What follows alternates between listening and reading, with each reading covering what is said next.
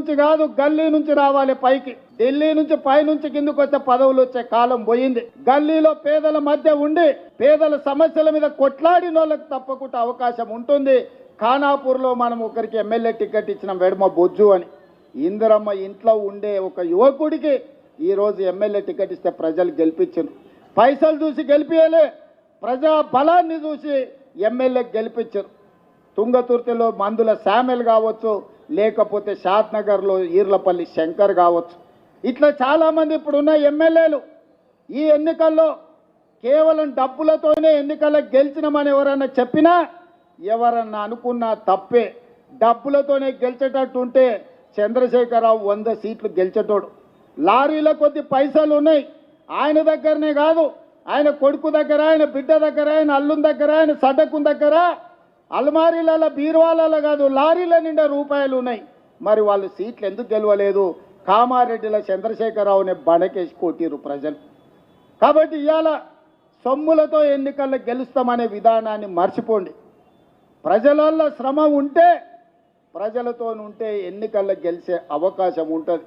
రేపు భవిష్యత్తులో కూడా కాంగ్రెస్ పార్టీలో టికెట్లు ప్రజలలో ఉండి ప్రజా సమస్యల మీద పోరాటం చేసే వాళ్ళకే మొదటి ప్రాధాన్యత ఉంటుంది అని చెప్పి నేను ఈ సందర్భంగా చెప్పదలుచుకున్నా. నిన్నమని ఆయన అన్నాడు కేసీఆర్ గారు, నేను కొడితే గట్టి కొడతా అని. నేమన్నా చెప్పిన, అయ్యా ఏందయ్యా కొట్టడానికి, అదేమన్నా ఫుల్లా ఆఫా గట్టి కొట్టడానికి అని అడిగిన. చంద్రశేఖరరావు గారు ఈ వేదిక మీద నుంచి చెప్తున్నా, నీ గట్టి కొట్టాలంటే నీ కొడుకును వంగబెట్టి కొట్టు. ఎందుకంటే ఆయన తిరుగుళ్ళు చూడు, అటు చేసే వ్యవహారాలు చూడు. నీ బిడ్డను 2 జప్పరి, ఎందుకంటే లిక్కర్ దందాలో ఉండి ఈడ నిన్ను ఓడించిందే కదా, ఆడ కేజ్రీవాల్ని కూడా మింగేసింది. నీ అల్లుడు భూదందాలు సప్పరి, నీ అల్లుని పట్టుకొని 4 గట్టిగా కొట్టు. వాళ్ళను కొడుకుని కొట్టు, అల్లుని కొట్టు, బిడ్డను కొట్టు, సడ్డకుని కొడుకుని కొట్టు, గట్టి కాదు కట్టె తీసుకొని కొట్టు. వీళ్ళు చేసిన దుర్మార్గాలు తెలంగాణ సమాజం చూసింది కాబట్టే నిన్ను గట్టిగా వంగబెట్టి కొట్టింది తెలంగాణ సమాజం అని చెప్పిన చంద్రశేఖరరావుకు ఆయనకు చెప్తున్నా. ఇక ఆయన ఊరిస్తున్నాడు, ఇక నేను వస్తున్నా బయటకి అని. అయ్యా నువ్వు బయటకు వచ్చినప్పుడు, నువ్వు కుర్చీలో ఉన్నప్పుడే మా యూత్ కాంగ్రెస్ కార్యకర్తలు నేను బండకేసి కొట్టిరు. మళ్ళీ వచ్చేదేముంది?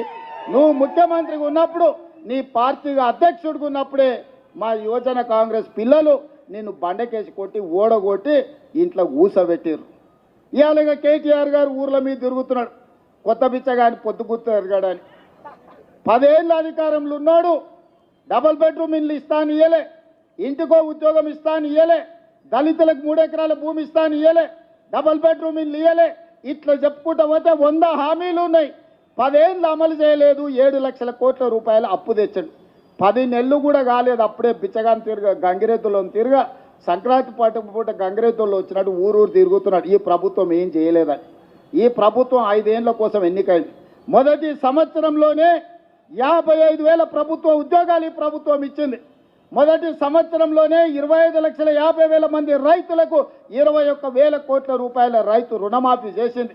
నువ్వు ఎగ్గొట్టిపోయిన రైతు బంధు 7,610,000 కోట్ల రూపాయలు రైతు భరోసా 2వ విడతలేసిన. ఆడబిడ్డలకు బస్సు ఉచిత ప్రయాణం అన్నం ప్రతి నెల 400 కోట్లు, దాదాపుగా ఈ సంవత్సరంలో 4,000 కోట్లు ఆర్టీసీ కార్పొరేషన్కు చెల్లించి 120 కోట్ల మంది ఆడబిడ్డలు ఆర్టీసీ బస్సుల్లో ఉచితంగా ప్రయాణం చేసింది.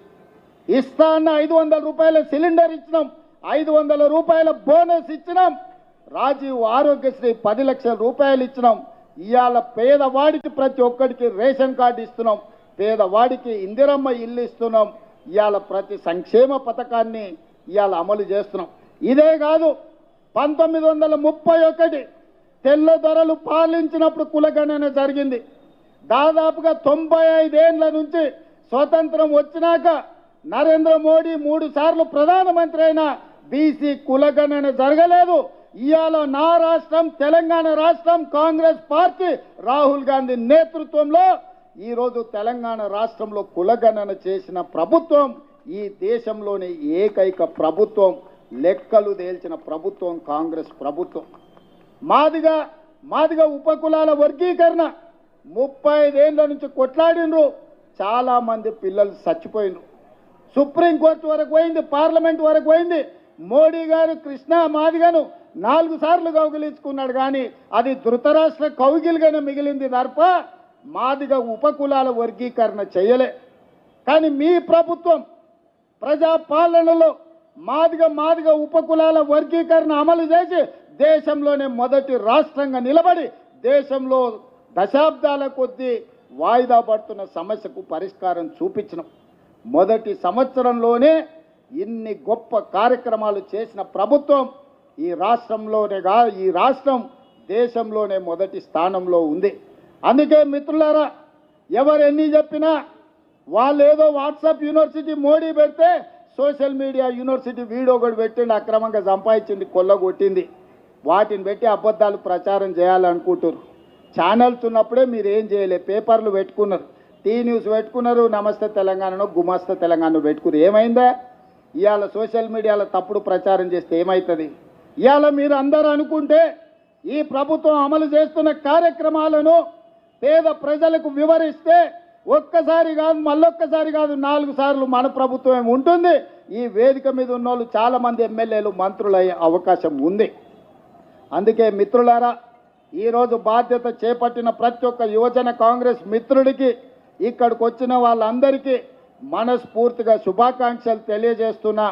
మీతో పాటు నేను సిద్ధం, అవసరం అనుకుంటే మోడీ మీద యుద్ధం ప్రకటిద్దాం. కేంద్రం నుంచి రావాల్సిన నిధులు, కేంద్రం నుంచి రావాల్సిన మంజూరీలు రాలేదు. మనం మెట్రో రైలును ఎక్కడ పెట్టిండు, మన రీజనల్ రింగ్ రోడ్ ఎక్కడ పోయింది?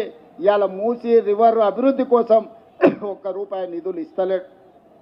కిషన్ రెడ్డి గారు, బండి సంజయ్ గారు తెలంగాణ సమాజానికి సమాధానం చెప్పాలి. ఇవాళ మీరు మంత్రులై బుగ్గకారుల తిరుగుడు కాదు, తెలంగాణకి ఏం తెచ్చిండ్రో చెప్పును. కేంద్రం నుంచి ప్రచారం చేయడానికి వస్తారంట, అమ్మో తెలంగాణకి ఏదో ఇచ్చిండ్రని. ఏమి ఇచ్చిండ్రా?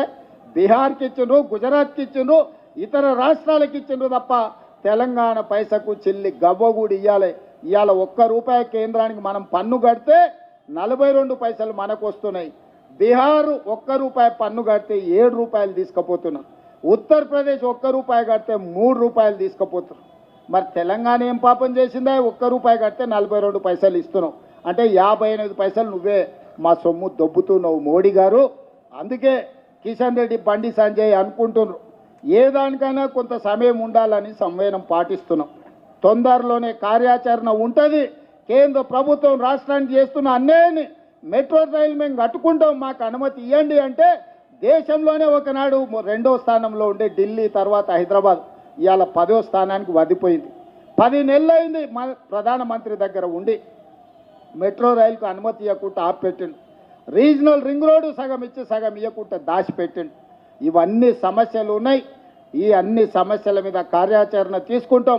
తొందరలోనే ఈరోజు బాధ్యత తీసుకున్న వాళ్ళతో ప్రత్యేక సమావేశాన్ని ఏర్పాటు చేస్తా.